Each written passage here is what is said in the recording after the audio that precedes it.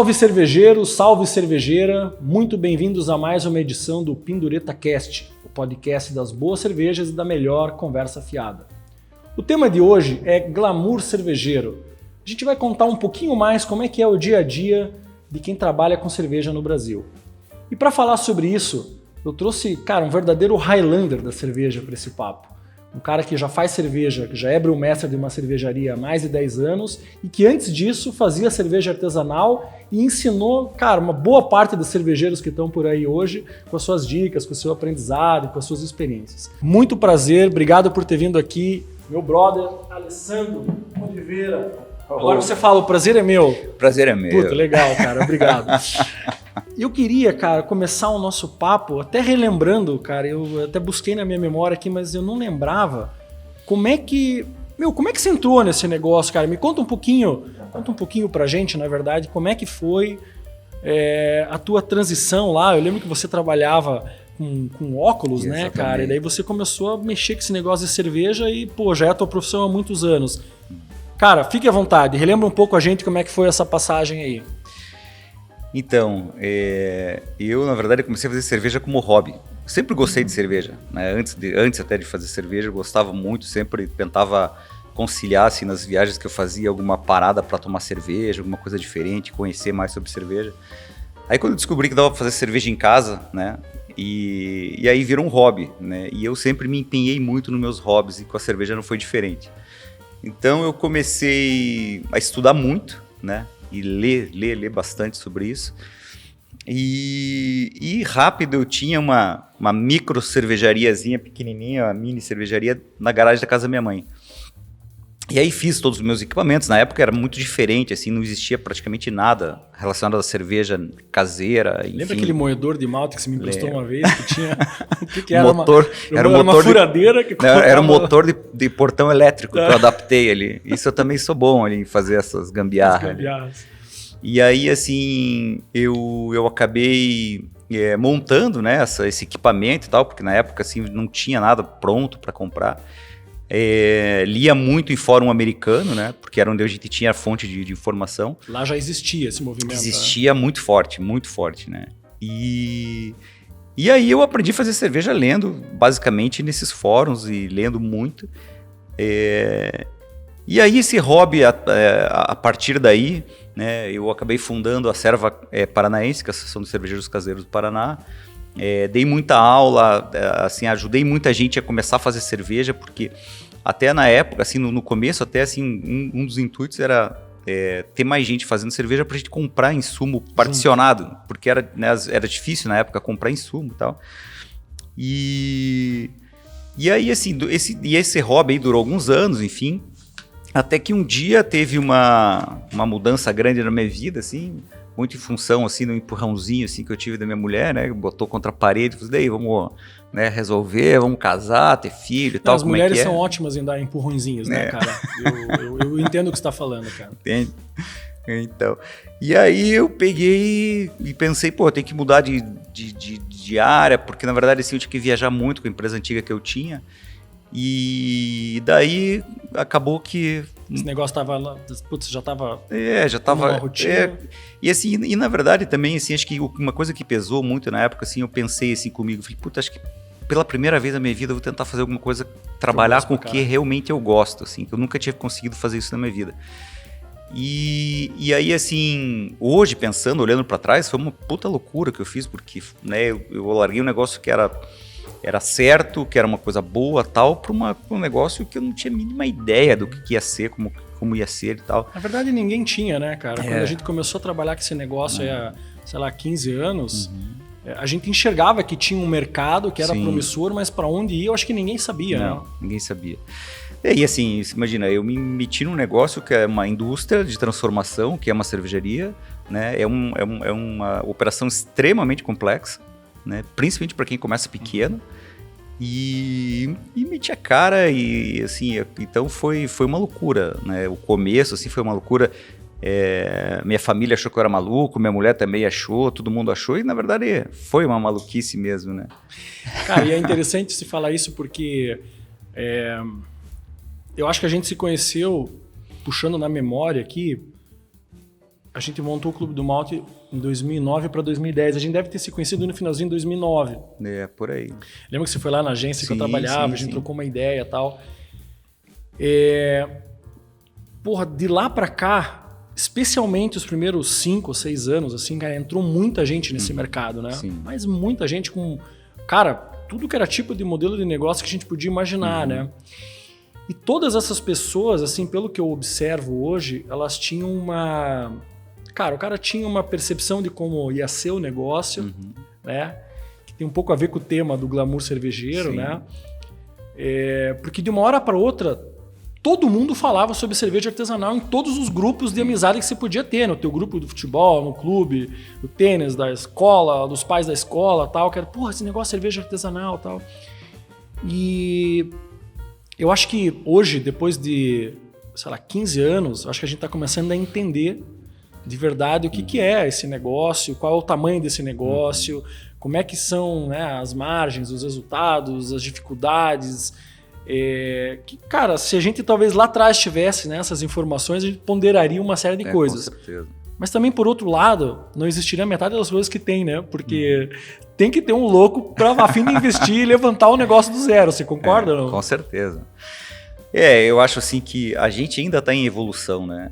Quando a gente começou, a gente desbravou muita coisa, né? Então, assim, tinha assim, em todas as partes da cadeia, assim, era todo mundo muito amador, né? Tava todo mundo realmente começando. Então, assim, dos importadores de insumo, dos importadores de cerveja na época, que foi eu acho assim, teve uma importância muito grande, né? Hoje em dia a gente já não vê tanto, assim, é um pouco mais difícil do que acontecer, né? Você vê todo o número de rótulos que chegou a existir naquele momento. A gente realmente não sabia para que lado correr e, assim, e acho que essa evolução, ela mudou muito. Então eu sempre falo, assim, nesses 13, 14 anos de Whey, a gente teve que se reinventar várias vezes. Então, assim, a gente começou, não tinha muito pouca cervejaria, então a gente tinha uma venda muito pulverizada, tínhamos que ter 2.000 pontos de venda de cerveja no Brasil, que é uma loucura. A gente tinha ponto de venda de cerveja em Belém do Pará, né? Não faz o mínimo sentido o cara comprar aqui, levar lá, mais de 30 dias para chegar a cerveja lá. E eu acho que essa época também, assim, era uma época de dólar baixo, camarada. Sim. E situação econômica boa, mercado muito comprador, né? Sim. Então, assim, como é um negócio que tinha poucas barreiras de entrada, cara, foi entrando gente, e o mercado teve que dar um pouco o basta, né? Falou, olha, puta, eu não sei se tem espaço para tanta gente e tal. E, cara, é muito doido essa história da cerveja artesanal brasileira, porque tem essa questão da influência americana, da influência dos homebrewers, essa situação econômica que a gente tá falando. Aí, porra, entrou gente, aí veio a pandemia, aí passou a pandemia, quer dizer, é um negócio que ele continua, assim, por outro lado, um pouco novo e incerto, né, cara? Totalmente. O Brasil também ajuda muito nessas incertezas todas, o Brasil como um todo, né? Sim, o país como um todo, né? Então, é emocionante viver aqui, né, cara? É muito maluco, né? Porque você está sempre nessa instabilidade política, instabilidade econômica. Então a gente tem ainda que trabalhar com tudo isso e ainda pensar no nosso negócio, para que lado que vai, como é que faz. Então é maluco mesmo. Eu sempre falo, cara, uma história assim, a minha irmã mora nos Estados Unidos há uns quase 20 anos. Eu, na verdade, nem sei mais. Esses dias eu falei que era tantos anos, ela me deu uma corrigida. Ela falou, pô, já moro há tantos anos. Quando o dólar era 2 e pouco, 3 e pouco, cara, eu ia todo ano visitar ela. E eu sempre, assim, entrava em Miami, ia pra casa dela, depois eu ia conhecer algum outro lugar, né? E quando eu chegava nos Estados Unidos, cara, você chega em Miami, você pega aquele metrozinho pra ir até aquele trem, pra você ir na locadora de carro, eu sempre falava assim, puta, esse lugar aqui, cara, tudo funciona, cara, tudo limpo, tudo bonito e tal. Cara, quando eu passava 15 dias, eu falava assim, cara, não aguento mais esse lugar. Essas mulheres são feias, essas piadas são sem graça, essa comida aqui é uma merda. Eu tô com vontade de voltar pro Brasil, que, pô, aquela zona lá é legal, cara, adoro aquele país. Então a gente vai meio que se acostumando, né, cara? E, cara, falando de cerveja e falando sobre isso, uma coisa, assim, muito interessante é que lá no começo, né, as cervejas eram ruins, cara. Puta, como tinha cerveja ruim no mercado, cara. É verdade. Eu lembro que eu comprava uma caixa de cerveja, assim, e servia pros clientes e tal. cara, sempre tinha numa caixa de 12 umas duas que não é que estavam ruins, cara, estavam contaminadas, cara. Assim, não era, nem podia estar naquela garrafa, né? E hoje quando você acompanha, cara, o que aconteceu, principalmente assim com as cervejas, cara, o Brasil tá fazendo umas IPAs não pasteurizadas assim que estão muito foda, cara. Parece que você parece que tá tomando lá numa fábrica nos Estados Unidos, né, cara? Isso foi uma das coisas que sempre me atraiu assim na cerveja, né? E até inclusive para montar a empresa lá atrás. Porque a cerveja, os insumos que você usa para produzir a cerveja, a logística deles é muito simples. Então, assim, você não conseguiria fazer, por exemplo, uma vinícola aqui e importar uva da França ou da Itália, não tem como. Você tem que plantar uva aqui e tal, e é complicado. Daí você, né? Agora... O malte com o lúpulo dá. O malte e o lúpulo você consegue importar, ele chega com qualidade. Então, assim, depende de você. Então, você consegue fazer uma cerveja tão boa quanto qualquer pessoa em qualquer lugar do mundo se você souber usar esses ingredientes, né? Mas eles chegam, né? Então, lógico, aqui vai chegar um pouquinho mais caro do que no resto do mundo, né? Como tudo chega no Brasil, mas chega e mesmo que chegue mais caro, é uma outra coisa bacana da cerveja que, assim, por melhor que ela seja, o valor dela nunca vai ser um impeditivo para você comprar, né? Então, assim, eu acho que isso é uma outra coisa muito bacana da cerveja. Cara, e aí agora uma dúvida, assim, você está falando da facilidade de importar os insumos e equipamento, cara. Uma coisa que eu sempre observo, assim, quando vence cerveja, acho que ano passado, cara, nós estamos em junho, cara, setembro, outubro do ano passado venceram algumas Spitfires aqui. E aí eu peguei umas 4 caixas de Spitfire, eu sou tarado naquela cerveja, eu levei para casa e falei, cara, eu vou tomar Spitfire nesse verão, né? E quando tava assim, em março, cara, desse ano, ainda tinha umas latinhas de Spitfire. E eu abria e tava zerado, cara. Tava excelente o produto. E eu vejo, às vezes vence alguma cerveja que levo para casa, assim, nacional, e eu vejo que ela, cara, não apanha, sabe, depois de vencido, assim.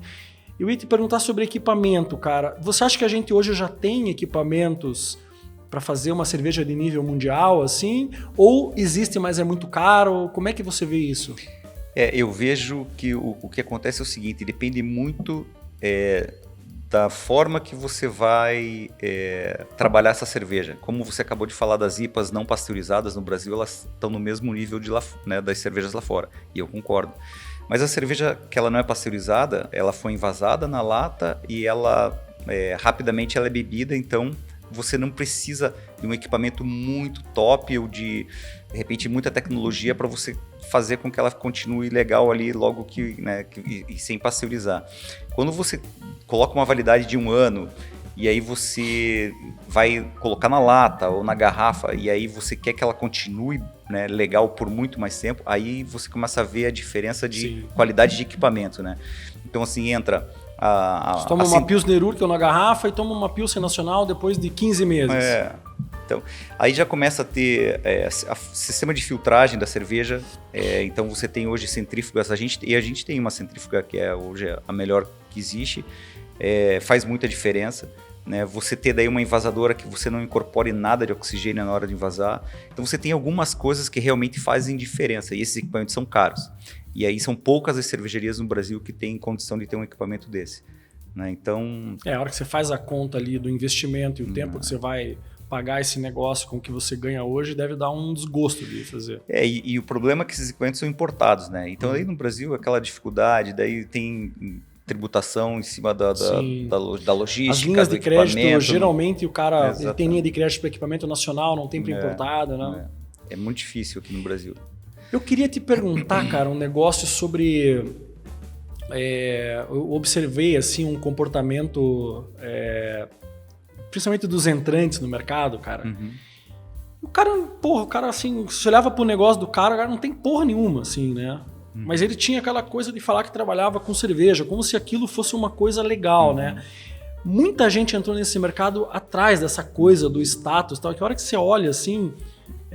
cara, não tem nada disso, né? O nosso mercado é um mercado assim, de gente simples, né? De negócios pequenos, simples, feito entre empresas pequenas e tal.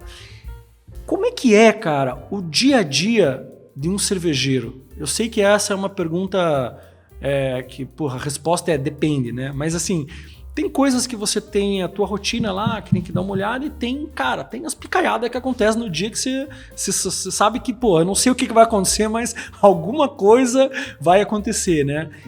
Cara, conta pra gente um pouquinho como é que é o teu dia, a tua rotina e as coisas que você tá acostumado a enfrentar, assim. O que eu acho, assim, o que mais depende na resposta é o tamanho da cervejaria, o tamanho que se encontra a cervejaria no momento. E eu acho que as pessoas que trabalham... Então, assim, por que eu falo isso? Porque quando a gente começou lá atrás, trabalhava, eu praticamente fazia tudo sozinho, né? Então daí eu tinha vários outros glamours, né? Então vivia molhado, vivia sujo, porque você tem que... o dia a dia da pessoa, do cervejeiro que opera mesmo ali... Sim, muitas vezes até abraçar o trampo, né? E aí assim, então eu moía malte, ficava cheio de pó de malte, daí me molhava, virava uma cola aquilo na roupa. Então tinha uma série de atividades que você tinha que fazer que você tava sempre daquele jeito, né? Então... e aí, assim, então você tem que carregar bastante peso, tal. É bom que você emagrece, né? Então foi, acho que a época da minha vida ali que eu tive com a melhor forma física ali, porque tinha que correr um monte e tal. Só que aí, quando você começa a crescer e você vai contratando gente para trabalhar, lógico que vai mudando, né? E aí, assim, hoje a gente está num estágio bem diferente. Então, eu já tenho uma pessoa que lá é o meu braço direito na produção, que é um gerente fabril. Achei que você ia falar, já tem uma pessoa que me limpa quando eu me sujo. E aí, assim, na verdade, assim, você tem outros desafios, né? Então, assim, o desafio aí vira totalmente, na minha opinião, assim, gestão de pessoas, gestão de processos. Então, assim, você começa a trabalhar de uma forma muito mais profissional, né? E aí, acho que, assim, isso aí requer, assim, muito de você ter um pouco de base daí de alguma coisa que você já trabalhou e tal.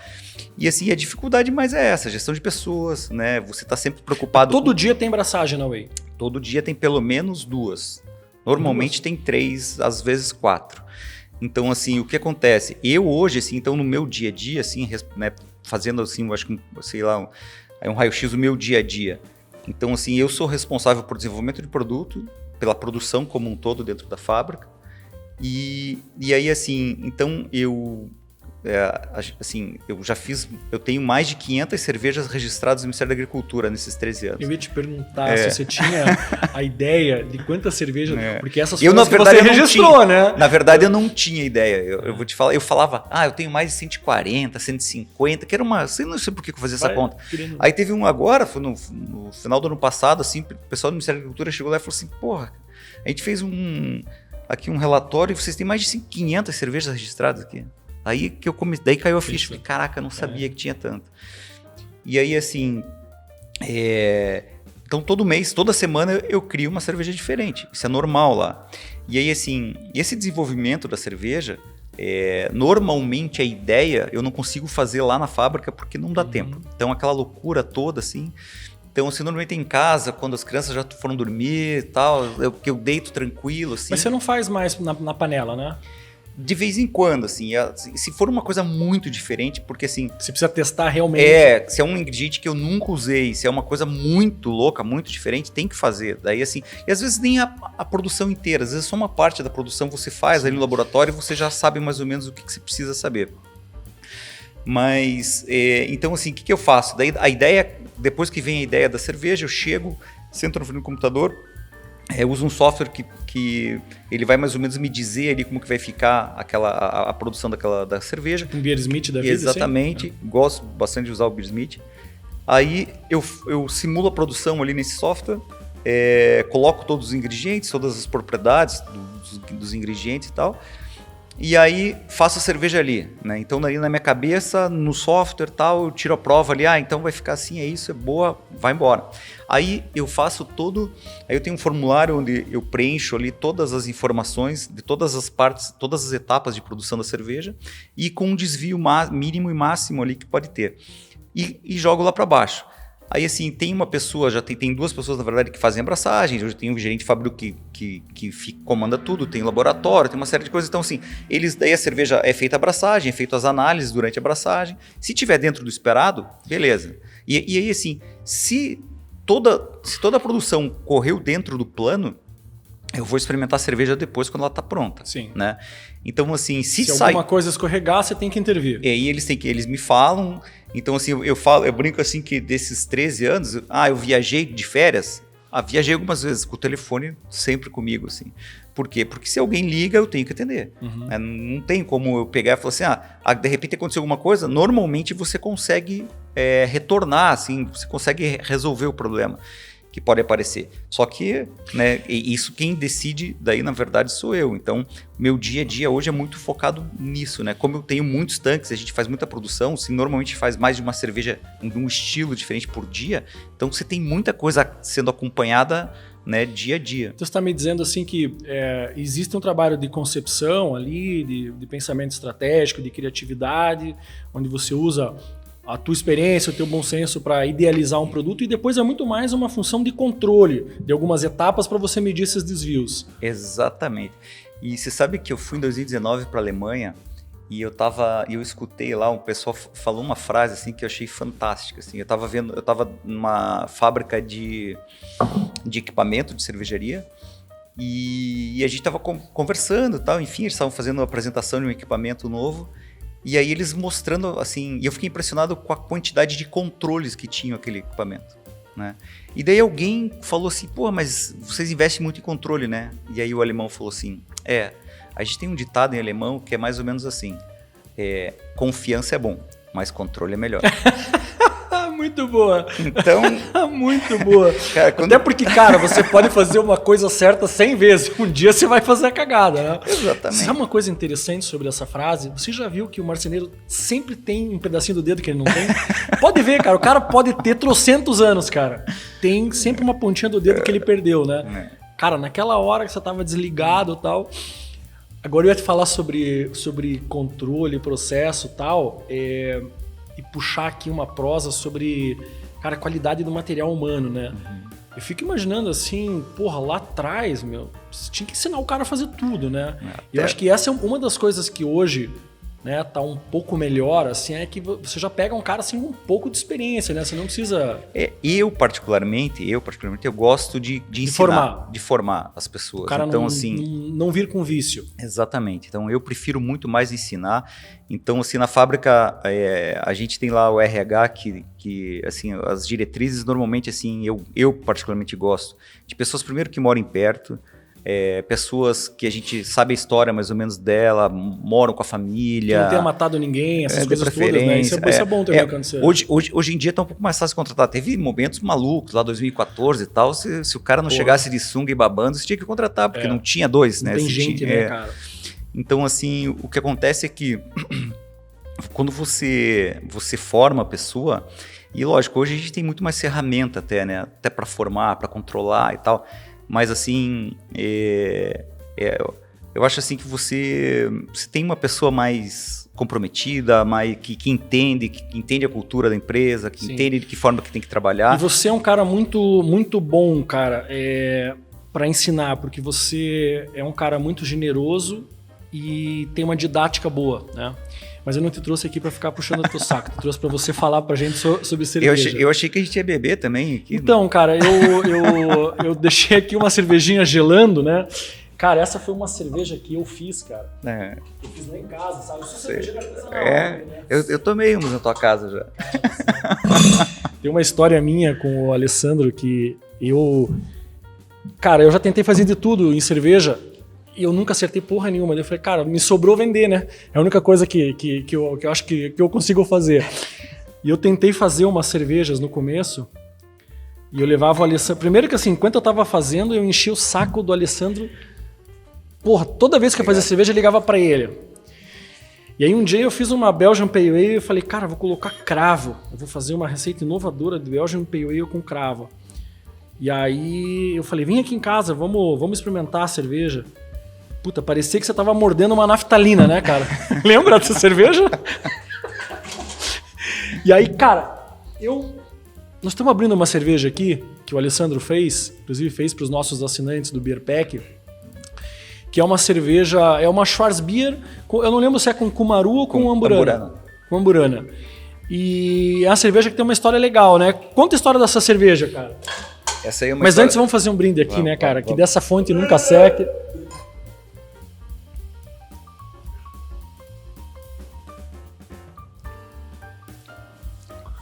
Cara, as cervejas maltadas, depois de um tempo, assim, que ela estabiliza e, cara, fica muito mais tesão, né? Então, a história da cerveja é bacana pelo seguinte. Eu tenho um amigo chamado Pete Stauber. Ele é um cara que ele vem bastante pro Brasil, praticamente todo ano, normalmente para ser jurado de algum concurso e tal. E eu tive a oportunidade de ir na casa dele, ele mora em São Francisco, na Califórnia.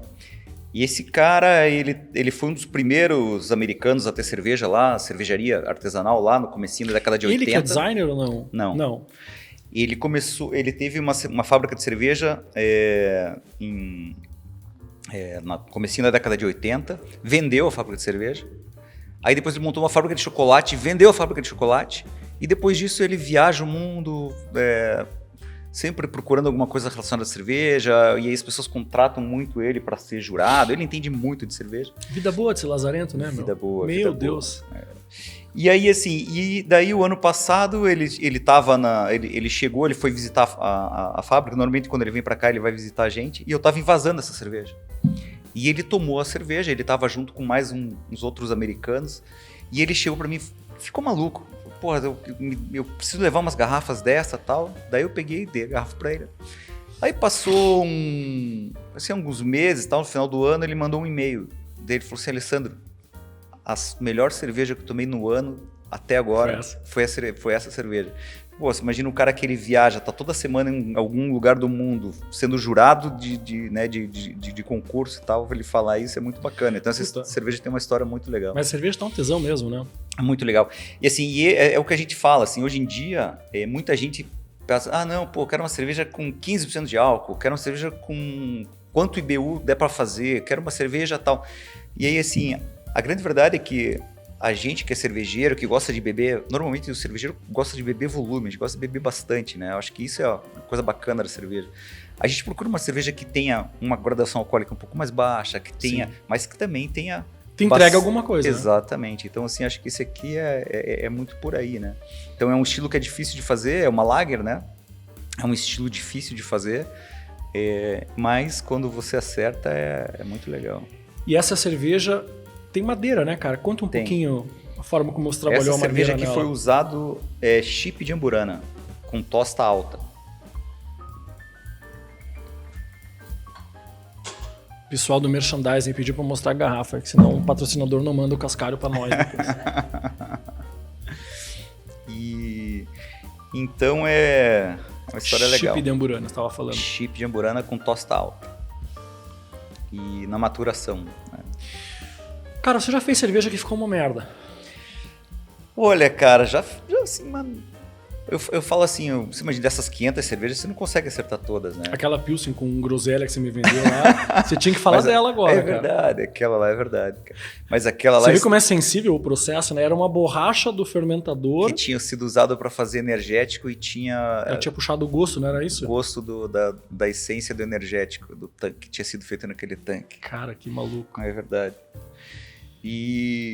Mas assim, eu tenho um amigo lá que ele sempre fala isso assim, cara, porra, vamos fazer, tá, não sei o que, cara, acho que não vai dar certo. Ele falou assim, não, mas se ficar ruim a gente bebe tudo, cara, não tem problema. Mas o Alessandro também, assim, para que depois você conhece ele um pouco mais, assim, você vê que ele é um cara meio professor Pardal, assim, o cara, além de fazer cerveja de vários estilos, o que, diga-se de passagem, né,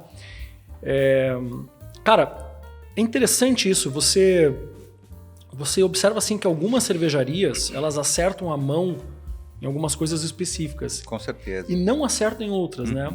Então, assim, uma coisa que eu acho muito legal é a tua capacidade de fazer cervejas boas de diversos estilos diferentes, né? E não é qualquer cervejaria que faz isso, né? Então, eu viajei muito, a gente teve uma época, assim, durante 5 anos de exportou para os Estados Unidos, eu fui muito para lá, fui muito para festivais fora do Brasil e conheci muita gente, né? E assim, eu sou conhecido no meio cervejeiro, presente fora do Brasil, por fazer cerveja equilibrada, assim. Acho que assim, se for falar assim, pô, o que é o teu forte, o que você curte fazer? Eu curto fazer cerveja equilibrada. Então, cerveja pode ter fruta, pode ter alguma fruta que tem muita personalidade e tal, mas eu sempre busco o equilíbrio para que, né, você consiga beber não só um gole, um copo, que você tenha vontade de beber mais dessa cerveja. É super legal isso que você está falando, porque é muito parecido com cozinha, né? A comida que você come todo dia, ela tem que ser uma comidinha equilibrada, né? Você não aguenta todo dia meter o pé na jaca, né, cara? O teu corpo fala, cara, pelo amor de Deus, para, né? Cerveja é assim também, né, cara? Cerveja... É muito assim. E aí, assim, eu acho que a cervejaria sempre... A cervejaria, se você tem um cervejeiro que está desde o começo lá, que isso muda muito também, as pessoas às vezes pensam assim, a cerveja artesanal é tudo igual. Na minha opinião, assim, a primeira diferença grande que tem entre as artesanais é o seguinte, o cervejeiro da cervejaria, ele foi sempre o mesmo, né? Ele trabalha sempre desde o começo, sim. Ah, bom, então é um tipo de cervejaria. Se é uma cervejaria que o cervejeiro muda todo ano o cervejeiro que entra, ele vai querer mudar alguma coisa, ele já traz alguma coisa diferente. Mas a importância daquela conversa dos processos ali, né, cara? Depois de uns anos do negócio, acho que o processo fica tão forte. Pô, você tem um rótulo lá que o rótulo é matador. É muito sensível mexer, né, cara? Mas eu vou te falar, assim, que por experiência... Impossível. É impossível, porque aí a gente volta um pouquinho pro glamour, né? Então, assim, a maior parte dos cervejeiros, assim, eles têm um ego muito inflado, assim, e é uma coisa que é muito difícil. Nunca percebi isso, cara, que coisa. E aí, assim, então, é muito difícil. O cara vai entrar, ele vai querer dar o toque dele, ele vai querer fazer uma coisa e vai mudar a cerveja. Você pode ter certeza absoluta disso. Ele nunca, assim, é muito difícil, a não ser que a cerveja seja muito grande, a não ser que você tenha um negócio... Mas assim, tem cervejarias que tem mais de um cervejeiro, né? Ah, sim, tem várias.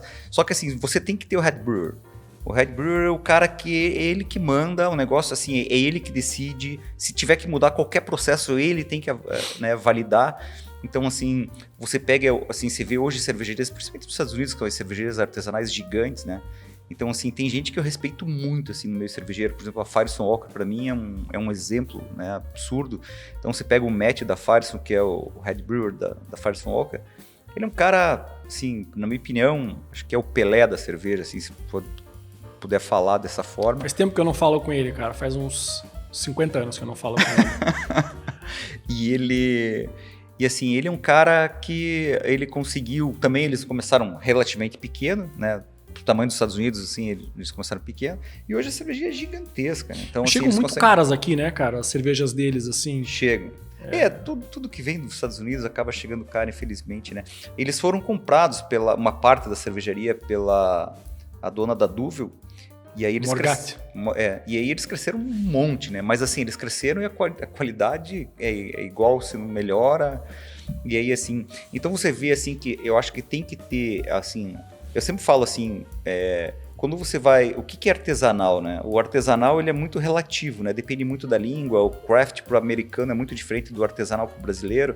Mas assim, o brasileiro, ele pensa que o artesanal é aquela senhorinha que faz uma bolachinha no fogão na casa dela e vai vender na feirinha de domingo, né? Isso no Brasil é proibido, né? Se a pessoa fizer isso, ela pode ser presa, porque todo alimento tem que ter um registro no Ministério da Agricultura para poder ser vendido. Então o artesanal, teórico, né, romântico, que o brasileiro entende, não existe, né? Agora, eu sempre falo assim, bom, se tem um artesanal, se a cerveja artesanal, quem é o artesão? Quem é a pessoa que assina? Você não compra um quadro sem uma assinatura, né? Tem que ter ali a pessoa que fez, que tá por trás e tal. Então, assim, acho que muito em função disso que você vê, assim, por exemplo, a Firestone é um exemplo.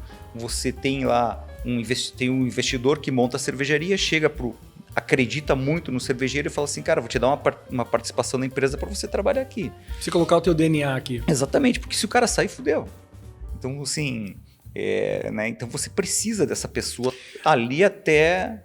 Agora, pensando um pouco no mercado nacional, assim, nesses 15 anos, cara, o que você acha que ficou de bom, cara? O que você acha que melhorou? O que você acha que tem de legal hoje, assim, cara?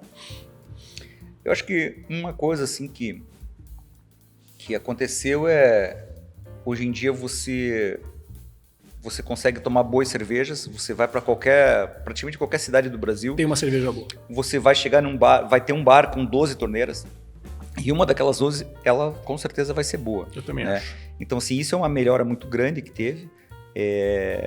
As pessoas entendem muito mais hoje de cerveja.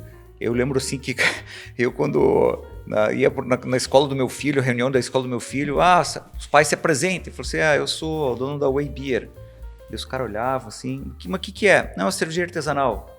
Os caras olhavam assim, mais desconfiados. Eu falei, o que será que é isso? Cerveja artesanal? Então não é um bar, você tem um bar. Não, tem uma fábrica de cerveja. Não, mas uma fábrica de cerveja? Sim. Ninguém entendia isso. Hoje eu chego na reunião, eu sou no Way Beer. Porra, toma Way Beer aqui, toma ali, tá. Eu gosto dessa, eu gosto daquela, todo mundo conhece. Sim. Né? Então, assim, acho que esse foi uma parte da evolução, assim, bacana, né? Tem muitas eu acho que coisas... acho que até assim, a gente toma boas cervejas num preço menor do que a gente pagava antes, né? Muito, com certeza. Isso mudou bastante também. Por uma série de razões, né? Mas eu acho que isso também, com certeza... A parte que, assim... não sei se ia perguntar, né? Não, eu ia te perguntar o seguinte... Aqueles caras chatos, não sei se ia perguntar, mas... Não, eu ia te perguntar o seguinte. Até você falou, cara, eu tava pensando aqui... Isso é tão legal que esse movimento fez até as grandes cervejarias a melhorarem um pouco o produto deles de novo, né? Porque hoje, esses tempos... Essa semana até, cara, fui assistir um jogo de futebol do meu filho lá no ginásio, lá, olhei... Cara, tem Heineken? Puta, não tem. O que você tem? Tem o original. Falei, cara, vai original. Não tem frescura, né, cara? Tava um calorão, falei, pau. E eu tomei ela e foi, cara. Tava, sabe? Assim, eu sei que várias cervejas que não eram puro malte voltaram a ser puro malte, né? Então, assim, cara... A grande indústria também olhou e falou assim, cara, não tá indo mais qualquer coisa não, vamos ter que dar uma melhoradinha de novo, né? Eu acho que sim, com certeza, isso aí é um caminho sem volta, né? Eu acho que a cerveja, no Brasil é o terceiro maior consumidor de cerveja do mundo, né? E assim, no Brasil, sei lá, 30 anos para cá, o Brasil ele passou por uma sofisticação geral de todos os sei lá... os artigos de consumo, né? Uhum. Então, assim, começou com o vinho, eu acho, talvez o primeiro que a gente... A gente tá falando agora de charuto, né, cara? Então, vinho, aí depois chocolate, café e tal, e a cerveja, se a gente é o terceiro maior consumidor de cerveja do mundo, a cerveja ainda demorou para começar, né? Então, assim, de repente, o cara que adora cerveja, ele tem uma condição de comprar uma coisa melhor. Ele pensa, será que não tem nada melhor do que eu sempre bebi a vida inteira? Não, tem. Só que daí ele começa a acostumar e é um caminho sem volta, né? Sim. Então... A gente acostuma muito fácil com o que é bom, né? E aí é difícil voltar, então... E o que você acha nesses anos todos, cara? O que você acha que ainda não é legal, assim, cara, no nosso mercado? O que você enxerga, assim, como as grandes dificuldades? O que você acha que não deu certo? Uma coisa que eu acho que não deu certo assim, eu ainda... tem muita gente que fala... sobre números de cerveja, né, no Brasil. Então, tem gente que fala que a cerveja artesanal do Brasil hoje tem 5% do volume de cerveja vendido. Eu questiono um pouco esse número, na minha opinião, pelo seguinte... Eu também. Eu acho que não é esse o número. Porque quando você vai para os Estados Unidos, e esse meu questionamento maior é até na interpretação do que é a cerveja artesanal, do que pode entrar nesse número. Porque assim, você vai... O que você considera, né, Exatamente. Cara? Porque hoje você vai para os Estados Unidos... eles têm 20% do volume. E tem, mais de 20% do volume.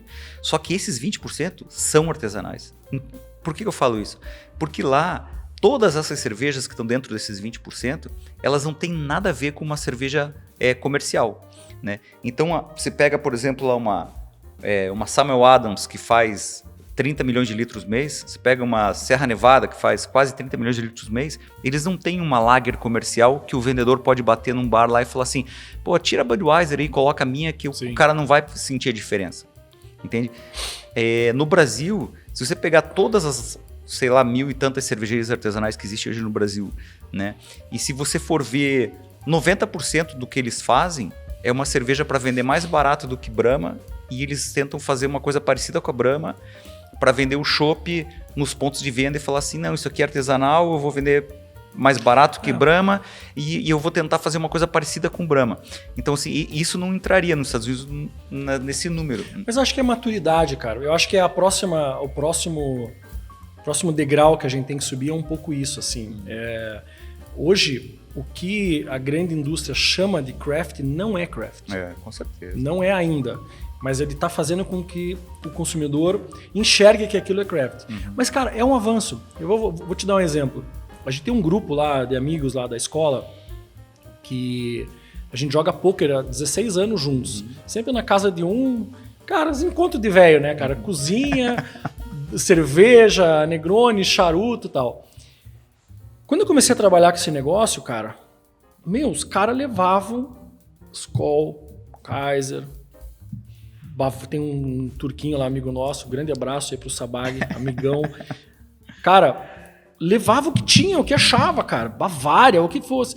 Hoje você olha a geladeira dos caras, cara, é Patagônia, é Colorado, é Heineken, é Blue Moon, é Hoegaarden e tal. Então, eu acho que já mudou, já é diferente, né, Sim. cara? Assim, já...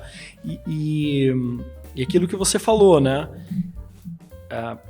Eu acho que a gente tem uma evolução também que acontece no cérebro, né? Que é o cara perceber e falar assim, não, cara, eu entendo que esse negócio aqui é diferente, que ele vai me entregar mais e eu vou comprar um negócio um pouco melhor, tal, porque a gente ainda tá naquele dilema porque a gente bebe, a gente gosta da quantidade, né, cara? O país é tropical, uma grande parte do ano é quente, a gente é social pra cacete, né, cara? Tem futebol, tem churrasco e tal. Ninguém se encontra pra tomar uma cerveja, Sim. duas, né? Você se encontra pra tomar quantas você quiser, né? Exatamente. Então, acho que a gente tá nesse momento de ajuste, assim. Eu queria te perguntar uma coisa relacionada a negócio, cara. Você acha, olhando pra trás hoje, assim, é foda ganhar dinheiro com cerveja, cara, no Brasil ou não? Eu acho que para toda cervejaria que não seja Ambev, Heineken ou alguma outra, é muito difícil. Sim, é engraçado, né? Se você for olhar demonstrativo de resultado da Ambev, que como é uma empresa de capital aberto, o demonstrativo é público, você olha aquilo ali é um negócio da China, né? É um negócio bizarro. O que eles ganham de dinheiro ali é uma coisa impressionante, né? Só que isso não se reflete para todo o resto, né? Infelizmente, assim. Então, o Brasil é um país muito complicado, né? Para pequenas empresas trabalharem. Então, assim, negócios que não tem escala, né, cara? Então, assim, para qualquer... Você pode ver qual segmento no Brasil que você tem empresas relativamente pequenas que brigam com multinacionais e conseguem ganhar dinheiro. É muito difícil. Muito difícil. Porque, por uma série de razões, né? E a maior parte delas, na minha opinião, política. Então, assim, as empresas pequenas... E assim, eu vou te falar isso, uma coisa que quando eu falava muito quando eu viajava para fora do Brasil, e as pessoas, tinha gente que não acreditava no que eu falava e tinha gente que achava que eu estava querendo me fazer de vítima, assim, sabe? Eu até parei de falar, mas as pessoas não conseguem entender isso. Como que uma empresa pequena tem menos incentivo do que uma empresa grande no Brasil? Como que uma empresa brasileira tem menos incentivo do que uma multinacional? E tem. Então, assim, é uma concorrência desleal, por isso que as cervejas artesanais são caras, né? A gente não consegue competir com preço, daí acaba o momento de consumo, ele muda, né? Então, porque o valor é um pouco mais alto, então é uma coisa que é difícil. E para você conseguir se manter no mercado, é muito complicado. E é muita gente entrando o tempo inteiro, né? Então, mas, cara, posso te falar uma coisa assim que a gente tá em 2023, né? Sim. A pandemia foi 2020 e 2021? Foi 2020 e 2021, né? 2019, a gente fez uma viagem para a República Tcheca, patrocinada pelo... Cara, acho que era o pessoal do consulado da República Tcheca aqui, que montou uma missão de negócios. Uma câmara de comércio. Cara, e a gente foi para lá, assim, uns 12, 14 cervejeiros e empresários de cerveja e tal.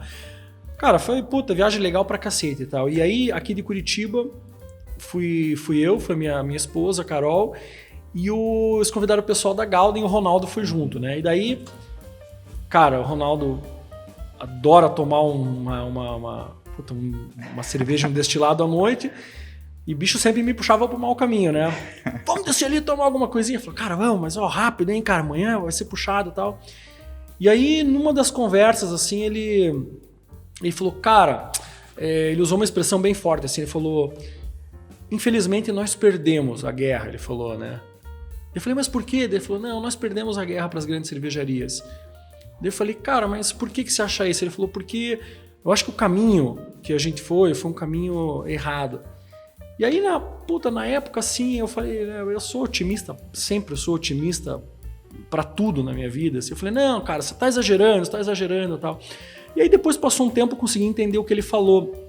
Eu concordo com ele, cara. Eu acho que uma parte do que está acontecendo foi uma decisão também errada por parte do segmento de achar que o cara ia conseguir colocar na ponta um produto barato, uma Pilsen barata, uma Lagerzinha barata, para concorrer com a Duplo Malte, com a Budweiser, com a Stella, com a Heineken. Não vai, cara. Você vai levar cacete sempre a vida inteira. Não tem mágica, não tem lógica que faça você conseguir ter a competitividade que esses caras têm.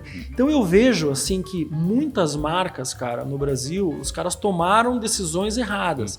O cara focou no autosserviço, o cara focou muito mais no produto em lata, o cara imobilizou e comprou uma envasadora gigantesca, o cara foi brigar pelos centavos na ponta da gôndola do autosserviço. Cara, eu acho que hoje é um momento assim que uma grande parte se estourou e os caras estão voltando às origens do negócio. Fala assim, nosso negócio é outro, cara. Nosso negócio é engajamento, nosso negócio é produto com diferencial, nosso negócio é vender na zona primária, com margem maior. Então, assim, passa por um aprendizado também, né, cara? É isso que eu estava falando, que a gente está sempre se reinventando, né? Acho que a evolução no mercado, e aqui a gente está tendo...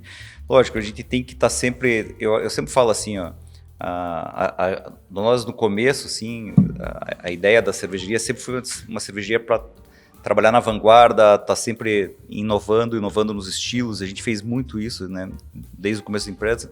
Só que assim, a gente tem que assim agradar gregos e troianos. A gente tem que ser inovador se adaptar no modelo também, né? Então a gente tem que estar sempre um pouco à frente, sempre pensando de que forma que a gente vai fazer.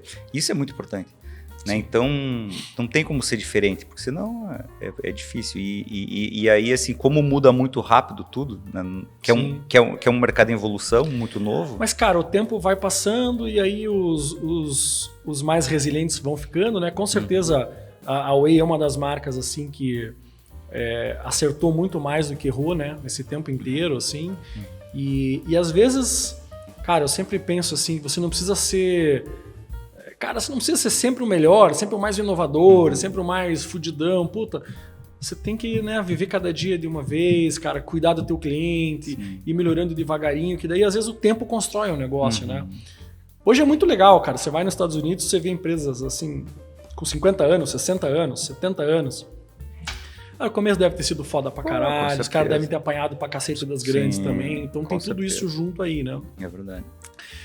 Mas, Alessandro, olha, cara, eu pensei bastante quando eu te chamei aqui, até da gente trazer um charuto, fumar um charuto. Boa. Mas acho que a gente podia fazer o seguinte, marcar um outro encontro pra gente falar de cerveja e de charuto. Vamos trazer algum maluco que trazer o cara da Bahia lá pra ensinar mais aí pra gente sobre charuto. Vamos. E, porra, eu por mim ficava a tarde inteira aí conversando com você, cara, e tem assunto pra cacete, mas eu queria bastante agradecer aí a tua presença no Estúdios Pindureta.